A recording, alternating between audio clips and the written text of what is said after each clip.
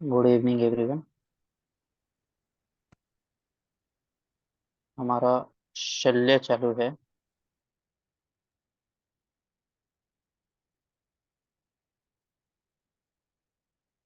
शल्य के अंदर हमने चार विधि तक देख लिया। आज से हम अग्निकर्म इसके बारे में पढ़ेंगे। प्रैक्टिकली बहुत ज्यादा इम्पोर्टेंट पेन मैनेजमेंट में और व्याधि अपुनर्भव के लिए। तो देखो, दहन कर्म में चार से ज्यादा उत्तम अग्निकर्म को बोला है। लेकिन जब कर्म की बात हो रही है तो श्रेष्ठ कौन है? चार। और जब गुणों की बात हो रही हो तो श्रेष्ठ है क्षार, और कर्म की बात हो रही होगी तो अग्निकर्म श्रेष्ठ है। क्यों? क्योंकि रोग अपुनर्भव। एक बार हमने अग्निकर्म कर दिया तो रोग का वापस पुनरुद्भव नहीं होता है, सही तरीके से किया तो। भेषज शस्त्र क्षार असाध्य व्याधियों में अग्निकर्म का प्रयोग किया जाता है। दहन उपकरण क्या क्या है? तो ये अवयव के हिसाब से दिया है। त्वक, पिपली, अजशकृत, गोदंत, शरशलाका। मांसदग्ध, जांबावष्ट और इतर लोह। लोह मतलब बाकी सब धातु। सीरा, स्नायु, अस्थि, संधि, इन पे शौद्र, गुड़, स्नेह, इन सबसे दग्ध कर सकते हैं। वाग्भट क्या बोलते हैं? पिचुवर्ती, सूर्यकांत, मधुचिष्ट, इनसे भी कर सकते हैं।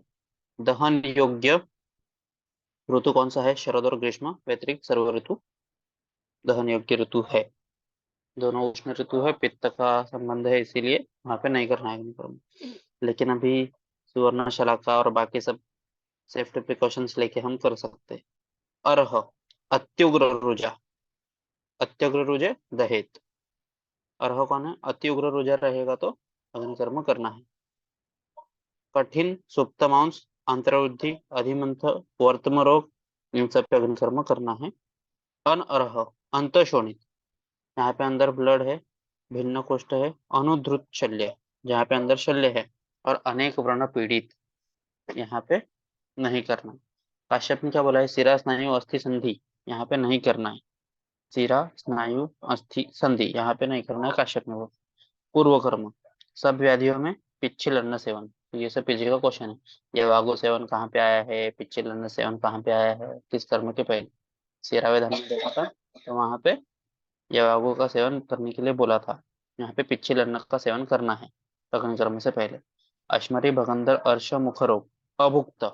अभुक्त की हमने ट्रिक देखी थी कि छह व्याधि है जहाँ पे अभुक्तवत शस्त्र कर्म करना है। मुंह, मुंह बाऊ, मुंह से मुख रोग, मुंह से मूढ़ गर्भ, बाऊ, B double A U, B से भगंदर, ए से अश्मरी, ए से अर्श, यू से उदर।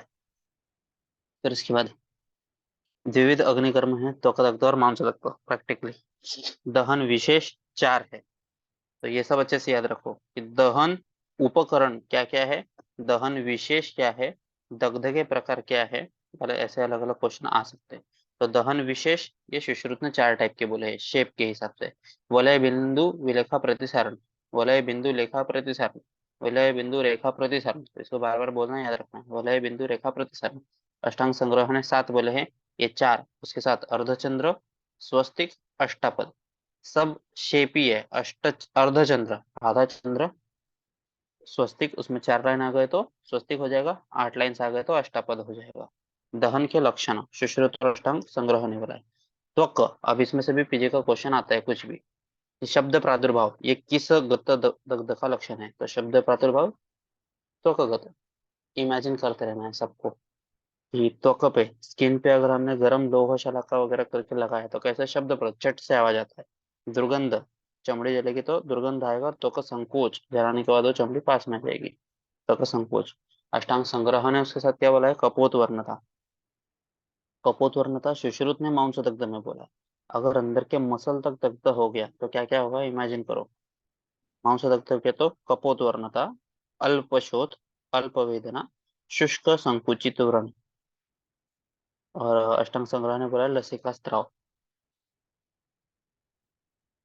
उसके बाद शिरा स्नायु, शिरा स्नायु में अगर हमने अग्निकर्म किया तो कृष्ण उन्नत व्रण, स्रोत अवरोध होगा। अष्टांग संग्रह क्या बोलते हैं? कृष्ण अरुण कर्कश स्थिर वर्ण हो जाएगा। और संधि अस्थि, यहाँ पे वृक्ष अरुण था, कर्कश स्थिर वर्ण। और अष्टांग संग्रह कृष्ण अरुण कर्कश स्थिर वर्ण, ये सब हो जाएगा। तो सब इमेजिन करो। स्किन पे किया तो शब्द प्रादुर्भाव दुर्गंध त्वचा संकोच। मांस पे किया, मसल पे हो गया तो कपोत वर्णता, अल्पशोथ अल्पवेदना शुष्क संकुचित व्रण, शिरा स्नायु कृष्ण उन्नत व्रण स्राव अवरोध। शिरा स्नायु पॉटरी हम करते हैं, जब सर्जरी में देखा होगा, तो वहां पे कृष्ण उन्नत व्रण, जब किसी वेसल के ऊपर हम ये करते कॉटरी में, तो कृष्ण उन्नत हो जाता है।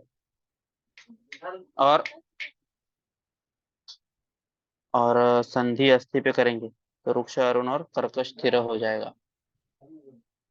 ठीक है, फिर उसके बाद अग्निदग्ध, उसके चार प्रकार। अग्निदग्ध के चार प्रकार है, वाग्भट ने उसको इतरथा दग्ध बोला है, तो उसके भी चार प्रकार है।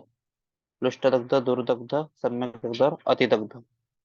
इसकी चिकित्सा इंपॉर्टेंट है और अलग है थोड़ा, तो इसको ध्यान में रखना है। प्लुष्टदग्ध के लक्षण क्या क्या है? वैवर्ण्य और प्लोष। और चिकित्सा उसकी उष्ण चिकित्सा। तो देखो अग्निकर्म है, दग्ध का एक प्रकार है, जला हुआ है, लेकिन फिर भी चिकित्सा उष्ण चिकित्सा है, तो प्लुष्ट दग्ध। उसको वाग्भट ने तुत्थ बोला है। दुर्दग्ध, दुर्दग्ध हुआ, अच्छे से नहीं हुआ, तो वहां पे स्फोट उत्पत्ति, तीव्र चोष, दाह, राग पाक और वेदनेचे उशिरा शमन। जो वेदना अगर होगी उसमें, उसका शमन देर से होगा। उसकी चिकित्सा क्या करनी है? शीत उष्ण चिकित्सा। पहले शीत और बाद में उष्ण चिकित्सा। गुरुत्व का आलेप और परिषेक करना है। सम्यक दग्ध, जो हम लोग को एक्सपेक्टेड है, अग्निकर्म जब हम करते हैं तो एक्सपेक्टेड क्या है? पन अवगाढ़, एकदम डीप भी नहीं होना चाहिए, एकदम सुपरफिशियल भी नहीं होना चाहिए। ताल फलवर्णी, वेरी इंपॉर्टेंट। सम्यक दग्ध का लक्षण कैसा है? ताल फलवर्णी। कपोत वर्ण तक कहाँ पे आया था? मांसोदग्ध में। कृष्ण वर्ण कहाँ पे आया था? शिरा स्नायु में। और अरुण कहाँ पे आया था? संधि अस्थि में। तो ये सब इमेजिन करना है, याद रखना। सम्यक दग्ध कैसा है? तालफल वर्णी है, सुस्थित वर्ण है, उसके ऊपर मधु सर्पी। पेशेंट आता है, अग्निकर्म करते हैं हम लोग, उसको सर्पी लगा के भेज देते हैं। और अगर उसमें पित्त विकृति की जैसी चिकित्सा करनी, अति दग्ध हो गया तो मांसलंबन, ज्यादा जल गया, तो इमेजिन करो, रिस्ट से लेके एल्बो तक एक मसल है, उसके ऊपर तुमने ज्यादा दग्ध कर दिया, तो जो उसका इंसर्शन है वहां से वो छूट जाएगा और मांस ऐसा लटक जाएगा। तो मांस लंबन, गात्र विश्लेष, व्रण देर से भरेगा, रूढ़ व्रण वैवर्ण्य हो जाएगा। तो उसमें क्या करना है? गुड़ुचि पत्र से वर्ण का आच्छादन करना है और पित्त विसर्प के जैसा चिकित्सा करना है। तो देखो, सम्यक दग्ध में पित्त विद्रधि के जैसा, और अति दग्ध में पित्त विसर्प के जैसा। अति, अति मतलब ज्यादा है, और विसर्प थोड़ा डेंजरस है, नागिन। तो अति दग्ध में पित्त विसर्प, सम्यक दग्ध में पित्त विद्रधि। अभी नीचे देखो, ब्लू पेन से लिखा है कुछ। सम्यक दग्ध के पश्चात मधु सर्पी का लेपन करना है। और अग्नि दग्ध में रोपण के लिए श्रेष्ठ क्या है? घृत करना है। सम्यक दग्ध हो जाएगा तो मधु सर्पी, और सिर्फ घृत का प्रयोग रोपण के लिए। नेक्स्ट, स्निग्धम वृक्षम वा आश्रित्यम द्रव्यम अग्नि दहति। जैसे अगर स्निग्ध दग्ध हुआ तो उसमें वृक्ष चिकित्सा, वृक्ष दग्ध हुआ तो स्निग्ध चिकित्सा। फॉर एग्जाम्पल, स्निग्ध दग्ध मतलब क्या? गर्म तेल से जल गया, तो यहाँ पे रुक्षण करना है। रुक्ष दग्ध मतलब कुछ गर्म चीज है, लोहा का रॉड, वो जो लोह कर्मश अग्निकर्म करते हैं तो वो रुक्ष दग्ध है, तो उसकी चिकित्सा वैसे वर्षा है। धूमोपहत चिकित्सा, धूमोपहत, तो उसकी चिकित्सा ये लाइन से, ये पीछे का क्वेश्चन आता है। सबसे पहले वमन करना है, उसके बाद कौल ग्रह करना है, उसके बाद शिरोविरेचन करना है, उसके बाद आहार देना। लाइन से आता है। हमारे टाइम पे क्वेश्चन आया था, धूमोपहत चिकित्सा में सीक्वेंस पूछा था। पहले वमन, फिर शिरोविरेचन, फिर आहार, फिर कवल। फिर दूसरा ऑप्शन, पहले कवल, फिर वमन, फिर शिरोविरेचन, फिर आहार। तो ऐसे अलग अलग क्वेश्चन आएंगे, ध्यान से पढ़ लो। इमेजिन करो धूमोपहत कहाँ पे हुआ है, तो सबसे पहले शोधन कर लेंगे, वमन कर लेंगे। वमन के बाद हम पेशेंट को गंडूश ये बोलते हैं, धूमपान बोलते हैं। तो यहाँ पे क्या कराया? कवल कराया। वमन के बाद कवल, उसके बाद शिरोविरेचन, नस्य देंगे पेशेंट को, और उसके बाद आहार। ठीक है, ऐसे ही इमेजिन करो धूमोपहत की चिकित्सा। वमन सबसे पहले, फिर कवल, फिर शिरोविरेचन मतलब नस्य, फिर आहार। तो वमन किससे देंगे? मधुर अम्ल द्रव्य से देंगे। कंठ शुद्धि के लिए और धूम गंधनाश को ये देंगे। कौल ग्रह किसे देंगे? मधुर लवण अम्ल कटोर से देंगे, इंद्रियार्थ के ग्रहण करने के लिए और मन का प्रसादन करने के लिए। शिरोविरेचन क्यों देंगे? दृष्टि का शोधन करने के लिए। आहार अविदाही लघु स्निग्ध ऐसा आहार देंगे। उष्णवात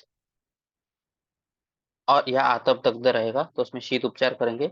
शीत वर्षा या अनिल दग्ध रहेगा तो उसमें स्निग्ध उष्ण उपचार करेंगे। अति तेज से दग्ध हुआ वो असाध्य है। और इंद्र वज्रादि से जो होता है दग्ध, थंडर स्टॉर्म से, उसमें हम लोग बचा सकते हैं, लेकिन अति तेज से जो हो गया वो असाध्य है। तो इंद्र वज्र थंडर स्टॉर्म से क्या क्या करेंगे? बिजली से स्नेहन करेंगे, अभ्यंग करेंगे, परिषेक करेंगे, प्रदेह करेंगे। ठीक है। नेक्स्ट पॉइंट, जलव कवच, वेरी इंपॉर्टेंट पॉइंट, जिसपे से बहुत सारे क्वेश्चन बन सकते हैं। कैसे कैसे बन सकते हैं अभी देखते हैं। तो परम सुकुमार, इनमें अगर रक्तमोक्षण करना रहेगा तो, और एक क्वेश्चन आया था कि जो सुकुमार रहेंगे उनमें श्रृंग और अलाबु का प्रयोग करेंगे, लेकिन जो परम सुकुमार रहेंगे उनके अंदर जलौका का प्रयोग करेंगे। फिर उसके बाद वातज पित्तज दोष के हिसाब से क्या क्या यूज करेंगे वो बताया है। इसके जो कारण है, गुण है, वो अच्छे से याद करो। वातज के अंदर श्रृंग से करेंगे, क्यों? क्योंकि श्रृंग कैसा रहता है? उष्ण रहता है, मधुर रहता है, स्निग्ध रहता है। और वात कैसा रहता है? शीत रहता है, अमधुर और रुक्ष रहता है। पित्त, पित्त दृष्टि रहेगी तो जलौका का प्रयोग करेंगे। शीत स्थान में उसका अधिवास है और मधुर है, इसीलिए जलौका का यूज करेंगे। कफच दोष दृष्टि रहेगा तो अलाबु का प्रयोग करेंगे, क्योंकि वो कटु रुक्ष तीक्ष्ण है। और कफ कैसा है? मधुर है, स्निग्ध है और मंद है। क्षेत्र जलौका कहाँ कहाँ पे मिलती है? यवन, पांड्य, सह्य, पौतन। यवन, पांड्य, सह्य, पौतन, इस प्रदेश में मिलती है जलौका। फिर संग्रह काल क्या है? शरद ऋतु। शरद ऋतु, ऋतु अच्छे से याद रखो, शरद ऋतु में संग्रह काल करना है जलौका। फिर जलौका की उत्पत्ति क्या है? जलम आसायाम आयु इति जलायुका, जिसका आयु जल में होता है, और जलम आसाम ओकम इति जलौकस, जिसका अधिवास, जिसका रहना जल में है, उसको जलौका कहते हैं। फिर प्रकार कितने हैं? टोटल 12 है। डिवाइड के दो दो हिस्सों में डिवाइड किए, सविश निर्विश। तो हर एक के बारे में याद करना है, उसका कुछ तो वर्णन आया है, उसके ऊपर कोई भी एक पॉइंट उठा के क्वेश्चन आ जाएगा। ठीक है। तो जैसे सविश है, उसका उत्पत्ति स्थान कहाँ पे होगा? विषारी मछली जब डेड हो जाएंगे, मर जाएंगे, तो उनमें सड़ सड़ के जलौके की उत्पत्ति हो जाएगी। विषारी मत्स्य, कीटक, मूत्र, पुरुष, इन सब से उत्पत्ति होती है। निर्विष की उत्पत्ति कैसे होगी? उत्पल युक्त जो पेड़ पौधे हैं उनसे हो जाएगा, और निर्मल जल में, अच्छे पानी में मिलती है निर्विष जलौक। तो सबसे पहले नाम देख लेते हैं सविश जलौक है कौन से? कृष्णा, करबूरा, अलगर्दा, इंद्रायुधा, सामुद्रिका, गोचंदन। तो अब इसको कैसे याद करोगे? इसके लिए कुछ ट्रिक बनाओ। मैंने ट्रिक बनाया था लेकिन वो थोड़ा सा वल्गर था, इसलिए मैं बता नहीं सकता। निर्विष जलौका, कपिला, पिंगला, शंकुमुखी, मूषिका, पुंडरीकमुखी, सावरिका। फिर भी अगर किसी को जानना होगा तो मुझे पर्सनल मैसेज करना, तो मैं मेरा वाला बताऊंगा, खुद से कर दो। लेकिन सविश कैसा है देखो, कृष्णा है, काली कलर की है, करबूरा, अलगर्दा, इंद्रायुधा, सामुद्रिका, गोचंदना। तो थोड़े से अलग अलग नाम इसमें हैं डेंजर सविश में। निर्विष वाले अच्छे, कपिला है, पिंगला है, शंकुमुखी, मूषिका, पुंडरीक मुखी, सावरिका। तो अब हर एक का लक्षण देखो। कृष्णा, कृष्णा कैसे है? अब इसमें तो दो तीन चीज याद करना है कि कहाँ पे यूज होता है। कुछ जानवर के ऊपर यूज होता है, पशु अर्थ है, कुछ इंसान के ऊपर यूज होता है, कुछ का वर्ण आया है, तो ये सब एक जगह करो। मुद्गवर्णी कौन सी, मनशीला वर्णी कौन सी, अंजन चूर्ण कौन सा, रक्तवर्णी कौन सी, ये सब। तो कृष्णा, कृष्णा कैसा है? अंजन चूर्ण वर्णी। अंजन कहाँ पे करते हैं? आंखों पे। काजल कहाँ पे लगाते हैं? आंखों पे। कैसा रहता है? कृष्ण काला रहता है। तो पृथु शिर, उसका सर बड़ा रहता है। फिर से करबूरा, वर्मी मत्स्य के मुंह के जैसा। करबूरा वर्मी मत्स्य के मुंह के जैसा रहता है। उन्नत कुक्षी, उसकी उक्षी वर्मी मत्स्य के जैसा रहता है कुक्षी, करबूरा। नेक्स्ट क्या है? अलगर्दा, अलगर्दा रोमशः महापार्श्व और कृष्णमुखी। फिर इंद्रायुधा, ऊर्ध्व राजी चित्रित। चित्रित मतलब अलग अलग कलर्स रहते हैं उसमें। तो अपने को पता है इंद्रधनुष में अलग अलग कलर रहते हैं, तो ये से विचित्र रहती है। और ऊर्ध्व राजी, उसके ऊपर बाल रहते हैं। सामुद्रिका, ईशत, असित, पीत और विचित्र पुष्पाकृति, समुद्र जब हमने स्कूबा डाइविंग वगैरह के वीडियोस देखे होंगे कि समुद्र के अंदर विचित्र पुष्पाकृति, अलग अलग फूल पौधे पेड़ ये सब रहते हैं। तो सामुद्रिका विचित्र पुष्पाकृति किसके लिए बोला है? सामुद्रिका। गोचंदना गोवृषण के जैसा। अधोभागी दोनों भाग, नीचे से दो भाग होते हैं गोचंदना। तो गोवृषण के जैसा टेस्टिस कैसे रहते हैं? दो। वैसे ही अधोभागी दो भाग होते हैं। समुद्रिका विचित्र पुष्पाकृति। इंद्रयोधा विचित्रित रहता है और ऊर्ध्वराजी। अलगर्दा कृष्णमुखी महापार्श्व रोमशः और कृष्णा अंजन चूर्ण वर्णी मृदुशिर करबूरा वर्मी मत्स्यवत उन्नत कुक्षी। फिर इसके बाद निर्विष कपिल कैसा है? मनशील वर्णी पार्श्व स्निग्ध मुद्गवर्णी पृष्ठ। पिंगला रक्तवर्णी पिंगल वृत्ताकार शीघ्रगामी। तो देखो अभी ये ऐसा क्वेश्चन आता है, शीघ्रगामी कौन सा है और शीघ्र रक्त प्राशन करने वाला है शीघ्र पायनी, ऐसा बोला है। शीघ्र रक्त प्राशन मतलब फटाफट सकिंग करने वाले जलौका कौन सी है? तो शंकुमुखी। और शीघ्रगामी जो एकदम चप्पल है वो कौन सी है? पिंगला है। तो मेरा एक फ्रेंड था, उसका सरनेम पिंगले था। तो उसको ऐसे किया था, खून चूसता था, पिंगल है, गोल मटोल था और फटाफट चलता था। फिर उसके बाद शंकुमुखी, ये यकृत वर्णी है, इंपॉर्टेंट है यकृत वर्णी। शीघ्र रक्त प्राशन करने वाली है, दीर्घ तीक्ष्णमुखी है। फिर मुशिका, मुशिकाकृति वर्ण और दुर्गंधी, तो दुर्गंधी चूहे में से बास आता है। पुंडरीक मुखी मुद्गवर्णी है। मुद्गवर्णी दो हो गए, एक तो पुंडरीक मुखी और एक कपिला, ये दोनों मुद्गवर्णी है। कमल प्रमाणे मुख, कमल के जैसा है, पुंडरीक मतलब कमल, कमल के जैसा मुख है। सावरिका स्निग्ध कमल पत्र के जैसा वर्ण है। 18 अंगुल प्रमाण है और पशु मध्ये उपयुक्त, पशु अर्थे, ऐसा आता है क्वेश्चन, पशु अर्थे ऐसा शब्द श्लोक में आया है। मतलब पशु के लिए कौन सा यूज होता है? तो सावरिका। ठीक है, 18 अंगुल प्रमाण, ये वेरी इंपॉर्टेंट, डबल टिक करके रख लो इसको। फिर उसके बाद इंद्रायुधा जो है, इसके अंदर उत्पादांश असाध्य है। इंद्रायुधा और इंद्रमद, ये दो चीज याद रखो। इंद्रायुधा में असाध्य होता है दंश, और इंद्रमद ये व्याधि जलौका को होता है, जब उसका हम पूरा रक्त मोक्षण, पूरा रक्त उससे वो मन नहीं करवाते जलौका से। सविष जलौका दंश से क्या हो जाएगा? उसकी चिकित्सा क्या है? महाअगत का पान, आलेप और नस्ते करने हैं। जलौका का संग्रह कहाँ पे करना है? ग्रहण आर्द्र चर्म से करना है। संचय नए इसमें रखना है घट में। भक्ष्य उसको खाने के लिए क्या देना है? शैवाल, वल्लूर, कशेरु, कमलनाल, कंद आदि, ये सब जो घास फूस रहते हैं उसके छोटे छोटे टुकड़े करके उसे खाने के लिए देना है। हर 3 दिन में पानी बदलना है और हर 7वें दिन में घट बदलना है। पीजे का क्वेश्चन इसके ऊपर आता है कि पानी कितने दिन में बदलना है? हर तीसरे दिन पे। लेकिन प्रैक्टिकली हम लोग डेली भी बदलना चाहिए। और 7वें दिन पे मटका बदलना चाहिए। अष्टांग संग्रह ने 5वें दिन पे बोला है। फिर से जलाऊ का उच्चारण, अश्वखुर के जैसा उसका मुख उन्नत हो जाता है।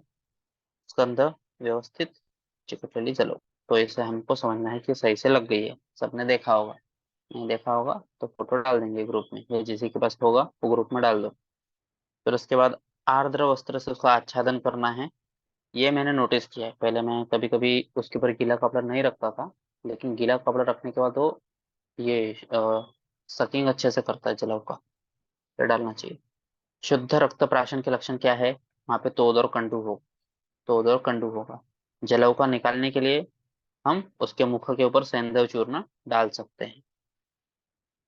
ठीक है। फिर प्रैक्टिकली हम लोग हरिद्रा चूर्ण डालते हैं तो भी चलेगा। रक्त आचूषण के बाद क्या करना है? तंडुल चूर्ण का जलौका के ऊपर अवशोषण करना है। दुर्वांत जलौका, जिस जलौका का वमन अच्छे से नहीं हुआ है तो वो अवसाद पानी में जाके नीचे बैठ जाती है, हालचाल करती नहीं है, और उसको असाध्य इंद्रमद या रक्तमद नाम का व्याधि होता है। वाग्भट ने उसको रक्तमत्ता कहा है। ये अच्छे से याद रखो, इंद्रमद क्या है, रक्तमत क्या है, रक्तमत्ता क्या है। इंद्रायुधा का दंश असाध्य है। ठीक है। फिर अष्टांग संग्रह 7 दिन पुनः रक्तावसेचनार्थ वापरू नहीं, 7 दिन तक उसका यूज फिर से करना नहीं है। फिर पश्चात कर्म में शतदौत व्रत का अभ्यंग करना है। शतदौत व्रत का अभ्यंग सुश्रुत ने बोला है। वाग्भट ने उष्ण सर्पी का प्रयोग बोला है।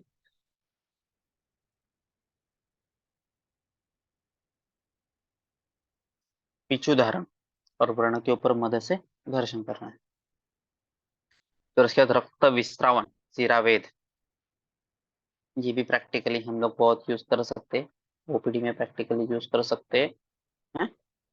अच्छे रिजल्ट से घृतपान करा के करना चाहिए। चरकने और शुश्रुतने तो स्नेहन स्वेदन करना है, उसके बाद रक्तमोक्षण करना है, ऐसा भी बोला है। ठीक है। रक्तदोष्टि, वातज पित्तज कफज।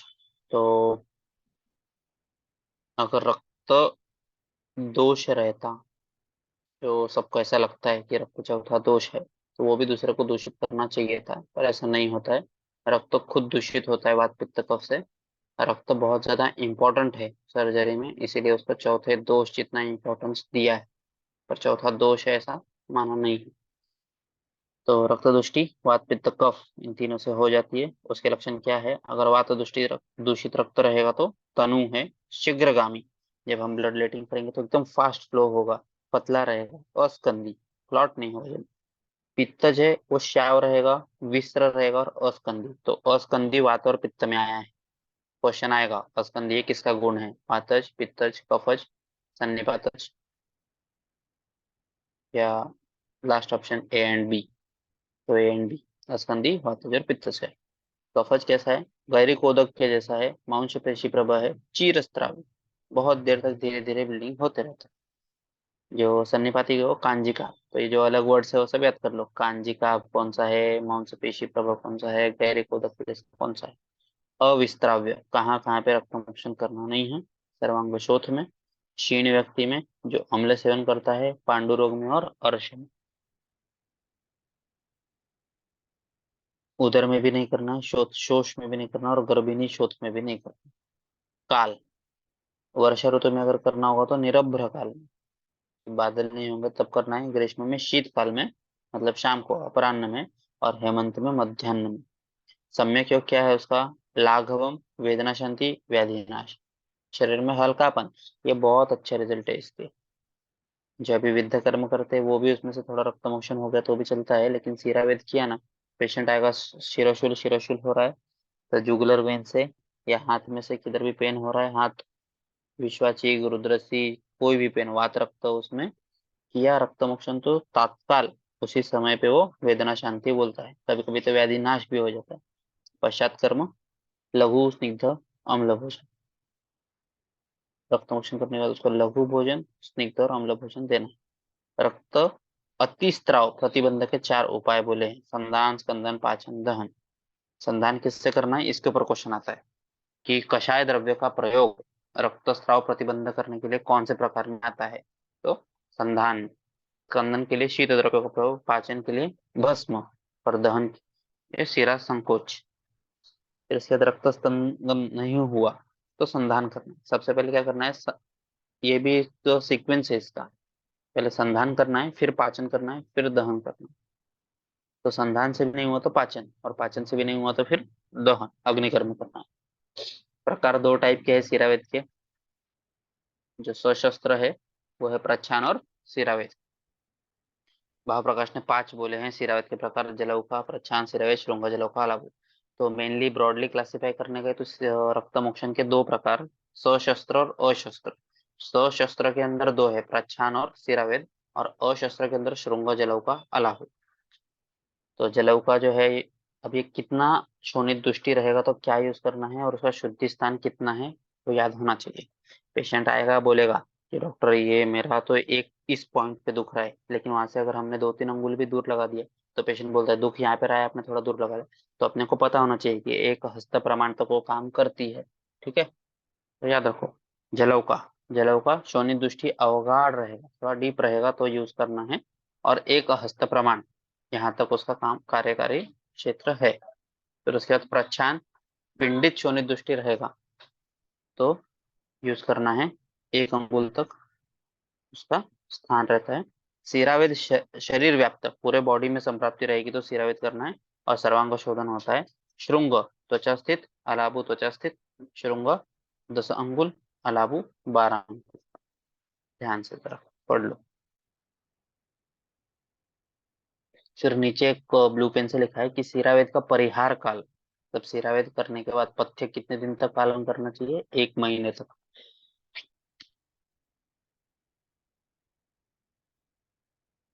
आलेपन।